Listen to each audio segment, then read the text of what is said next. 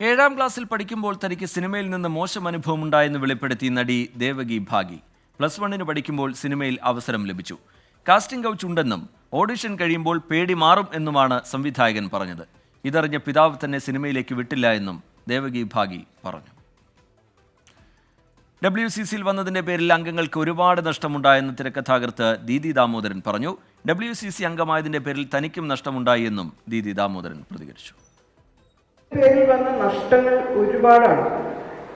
നഷ്ടങ്ങളുടെ കൂട്ടത്തിൽ എനിക്ക് നഷ്ടമില്ല എന്നല്ല, നഷ്ടങ്ങൾ ഉണ്ടായിട്ടുണ്ട്. പക്ഷെ എനിക്ക് വേറെ ഒരു ഉപജീവന മാർഗം ഉണ്ടായതുകൊണ്ട് അതെന്നെ ബാധിച്ചിട്ടൊന്നുമില്ല.